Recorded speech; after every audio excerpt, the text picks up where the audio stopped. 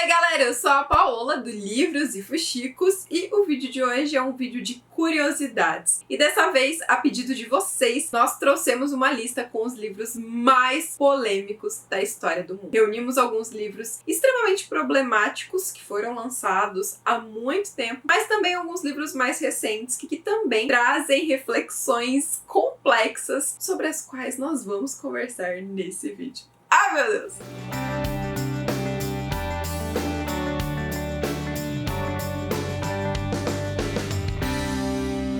Vocês sabem que os vídeos de curiosidade são vídeos que eu adoro produzir aqui no canal, porque geram reflexões muito bacanas. E dessa vez, pesquisando sobre os livros mais problemáticos, nós, equipe Livros e Fuxicos, ficamos extremamente o quê? Assustados. Nós vamos falar sobre livros que são problemáticos não só pelos temas abordados, mas também livros que causaram mortes de tão errados ou complexos ou negativos que eles foram após a sua publicação. Eu não sei se a gente tá preparada pro vídeo de hoje, mas o que? Reagi, botei meu cropped, meu batom vermelho e vamos de polêmica. Só que ó, antes da lista, já deixa seu curtir nesse vídeo e se inscreve no canal pra você sempre ficar por dentro das novidades e também pra ajudar o Livros e Fuxicos a crescer cada vez mais. Meu Filho, Meu Tesouro foi um livro lançado em 1946 e que é tido como responsável pela morte de mais de 50.000 bebês. Nós estamos falando de um termo aproximado, mas ainda assim, gente, 50.000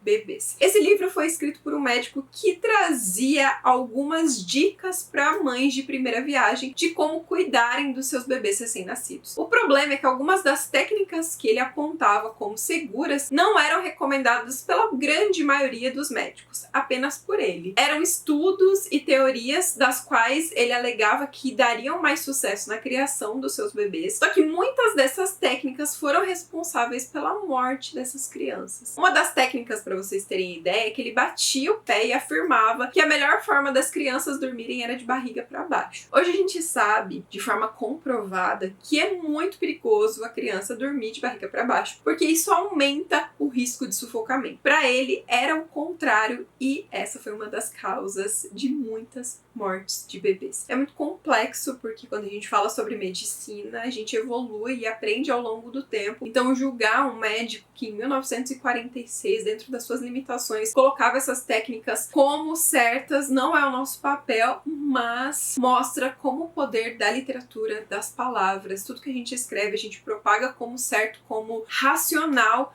é muito perigoso. Por isso que talvez hoje tantas séries, livros, artigos que falam sobre vidas sempre deixam claros que são estudos focados em um grupo que podem acontecer exceções para que você, como pai, você faça a escolha que você acha mais saudável para o seu filho. Mas, gente, é assustador pensar na disseminação desse livro e no que ela pode ter causado, acarretado em tantas famílias.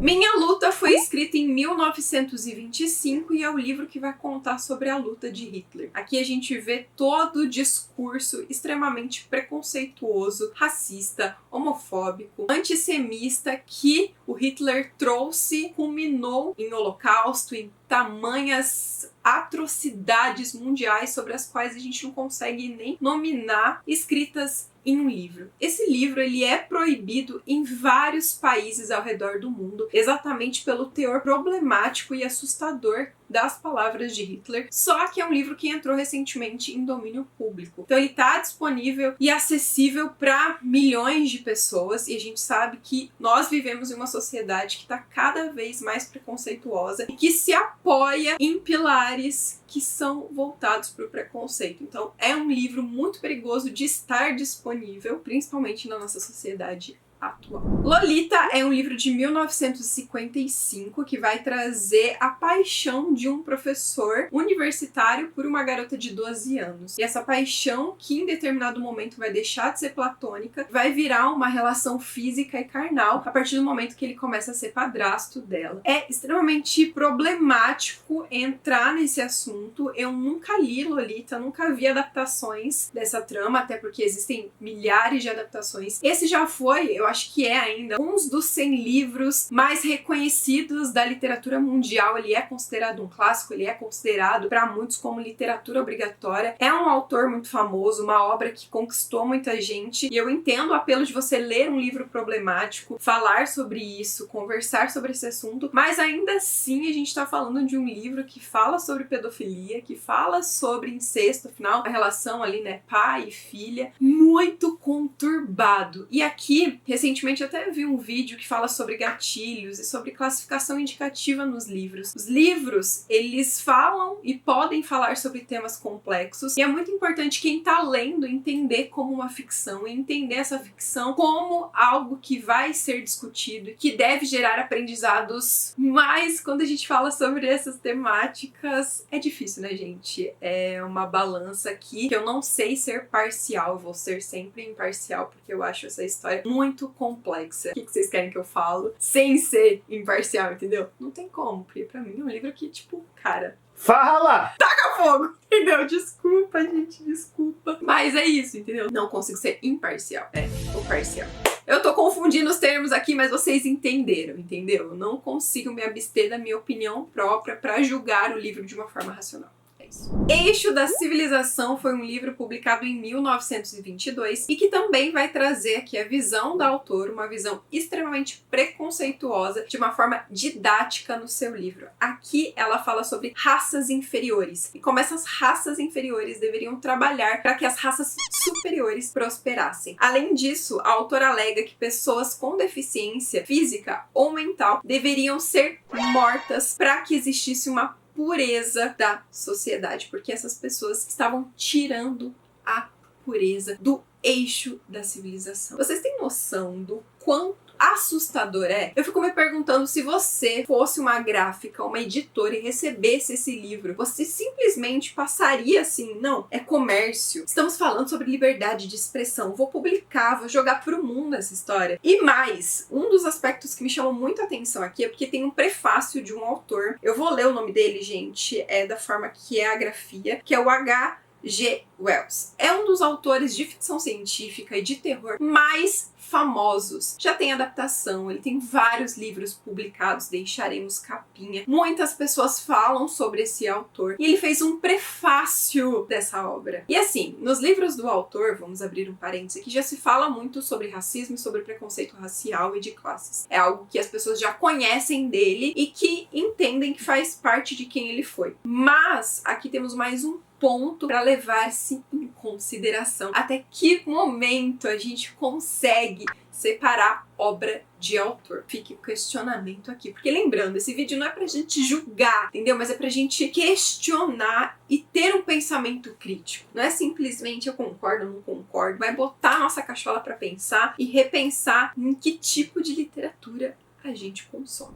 Caçadas de Pedrinho é um livro de 1933 que foi barrado em 2010 de entrar em qualquer escola e biblioteca nacional. O Conselho Nacional de Educação vem estudando as obras do Monteiro Lobato há um tempo, demorou, né, para que esse estudo rolasse, mas agora fala-se cada vez mais sobre o preconceito racial que faz parte das histórias desse autor. É complexo porque ele marcou uma geração a partir de Sítio do Pica-Pau Amarelo e das suas histórias, só que é um autor que sempre foi, em todas as suas conversas, em todas as suas entrevistas, ele falou sobre supremacia branca, ele falou sobre preconceito racial, ele deixou isso muito claro em todas as suas entrevistas, isso estava nas entrelinhas da sua obra, só que só recentemente, conforme a gente criou, né, e como sociedade caminhou-se muito mais para uma consciência, aqui começou-se a ver que de fato foram tomadas atitudes, e uma delas a proibição desse livro. A gente tem três trechos que eu vou ler para vocês que vocês reflitam e como um pensamento importante de que retirar esses livros do acesso das suas crianças, porque eu acredito que a criança, ela se transforma um ser empático através do que ela consome, de um livro, de um filme, de um desenho animado. Então, se a criança lê um livro como esse, ela começa a achar como certo esse preconceito e que fez parte da escrita do Monteiro Lobato. Olha isso. Tia Anastácia, não sei se vem. Está com vergonha, coitada, por ser preta. Tia Anastácia, esquecida dos seus numerosos reumatismos, trepou que nem uma macaca de carvão pelo mastro de São Pedro acima. É guerra e das boas. Não vai escapar ninguém. Nem tia Anastácia que tem carne preta. Vocês têm noção de quanto tempo, como sociedade, a gente passou consumindo isso? As nossas crianças passaram consumindo isso. As nossas crianças cresceram com esse preconceito enraizado nelas. E hoje, as crianças são adultos e são reflexo do racismo que faz parte da nossa sociedade. Então, como pai, como cuidador, como professor, você tem que se desconstruir, você tem que procurar crescer, você tem que procurar entender quais preconceitos você carrega aí dentro para que você não passe isso para as crianças que estão ao seu redor.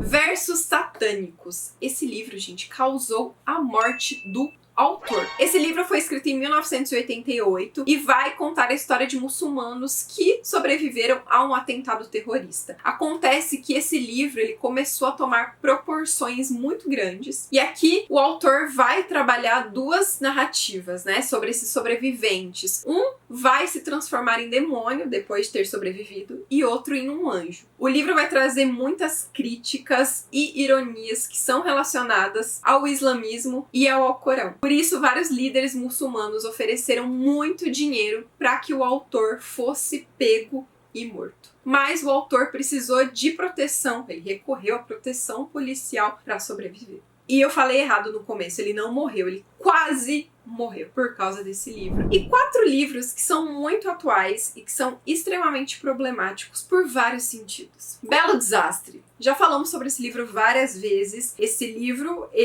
se você procurar em Livros e Fuxicos Belo Desastre, infelizmente, você vai achar várias resenhas exaltando esse livro, mas faz parte daquele momento de leitora, aquela pessoa que eu era, com as minhas limitações e que não era desconstruída em vários aspectos, que amou esse livro. Que hoje, o Belo Desastre não é tão problemático só por causa dos relacionamentos tóxicos que estão aqui, de fato, romantizados. Não é só sobre isso, mas sobre a autora também, que tem frases extremamente racistas, fazem apologia ao nazismo nas suas redes sociais. E aqui eu tô falando só de algumas frases. Ela tem vários outros problemas, várias outras polêmicas envolvendo o nome da autora. Então, não é só sobre o livro e sobre a romantização de relacionamentos tóxicos, mas sobre uma autora que tem um pensamento extremamente racista e que, de certa forma, se você for ler os seus livros com uma visão crítica, você vai encontrar parcialmente alguns desses pensamentos enraizados na construção das suas figuras femininas e das suas figuras masculinas. After também é um livro super polêmico por trazer relacionamento abusivo e não quero entrar no assunto After, eu já falei disso outras vezes aqui. Eu acho que sempre vão existir pessoas que amaram essa história, mas hoje eu entendo também a importância de alertas de gatilho e da gente ler livros adequados para nossa idade. Eu acho que o grande problema de After é que muita gente de 14 e 16 anos leu esse livro. Esse livro é recomendado para maiores de 18 anos e não é só por causa das cenas de sexo, é porque com 18 anos talvez você tenha uma mentalidade para entender de forma crítica esse livro. Você lê esse romance e fala, isso aqui é um relacionamento abusivo que a autora vai trabalhar ao longo do livro. É diferente de você com 14 anos se apaixonar pelo personagem masculino ou pela personagem feminina e sonhar com um relacionamento como aquele. Eu acho que uma das coisas que mais me marcou na vida aqui do Livros e Fuxicos foi quando eu recebi o comentário de uma menina de 14 anos falando que ela não via a hora de ir pra faculdade e encontrar um mocinho como de After na sua vida. 365 Dias é um outro livro que é extremamente polêmico. A gente já tem 2 adaptações dele na Netflix, adaptações que fizeram muito sucesso e que trouxeram o livro ainda mais à tona. A gente tá falando de uma romantização extrema, gente, de violência, de tráfico, de sequestro. Só que é uma romantização que é tão perigosa, porque a gente tá falando de uma figura que é um sequestrador, que é abusivo, que é tóxico, mas que é pintado com uma beleza tão grande que exatamente por isso apaga-se, né, todas as outras temáticas. E aí é preocupante, porque a gente tá falando que a beleza, ela consegue ofuscar problemas, erros, falhas de caráter. Então, de novo, é um livro que a gente entende que é um romance dark. Quem entende isso vai ler ciente de que, gente, é só literatura, cara. Parem de problematizar, eu vou ler aqui, me deixa na boa, entendeu? Lendo meus romances dark. Tá tudo bem? Eu acho que, assim, a gente tem que aprender, sim, a separar gênero e estilo literário. Só que quando essas obras, elas tomam acesso pra muita gente, principalmente pros nossos jovens, é muito difícil ter-se aquela mente preparada pra separar. Isso é ficção. Isso não é aceitável. Então, de novo,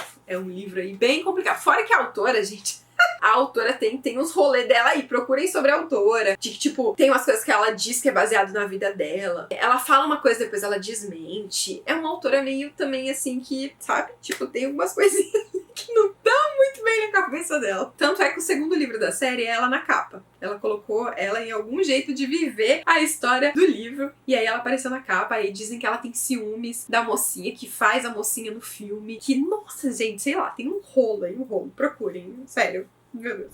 E mais um livro que entra nesse bonde aí do ficção e de você entender o quão problemático ele é Tarde Demais, da Colleen Hoover. Esse livro, ele vai trazer uma narrativa dividida em 3 pessoas e um dos narradores é, no caso aqui, um chefe do tráfico e é um personagem que vai abusar fisicamente a protagonista feminina. Então, as cenas são narradas diante o olhar desse abusador. E é muito problemático porque existe uma romantização. Ah, estou abusando dela, mas eu amo ela. E mais que isso, cenas muito floreadas, muito bonitas, muito emocionantes sobre essa visão de um abusador. Então acaba romantizando e acaba também trazendo emoções cruas e complexas para esse livro. Hoje eu entendo que ele também é um romance dark. Hoje eu entendo que ele também precisa ser respeitado com esse aviso, né? E tem um aviso de que é para maiores de 18 anos, porque não só pelo sexo em si, sabe? A gente precisa entender que classificação etária não é só sobre sexo, é sobre você ter maturidade para entender aqueles gatilhos que estão ali, para ter uma visão crítica sobre eles e para que aqueles gatilhos também não te influenciem de uma forma negativa. E é isso, gente! O que vocês acharam dessa lista? Já conheciam alguns desses livros polêmicos? Já leram alguns deles? Deixa aqui nos comentários. Eu gosto de trazer esse tipo de vídeo para gerar uma discussão bacana, para que a gente possa conversar mais sobre literatura e como literatura não é unânime e como literatura é sobre visão crítica, sobre você evoluir a partir de cada livro que você lê. Se vocês querem mais vídeos de curiosidades, aproveita também para deixar o seu curtir e para comentar aqui outras curiosidades que vocês gostariam que a gente trouxesse nesse quadro, porque a gente tá sempre de olho nos comentários de vocês. E é isso, ó,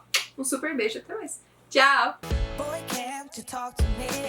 It's what I want the most in my life. They say you're out of my league, but I don't give a damn. No, deep down, I know you want it. You wanna take a leap and jump in. Oh.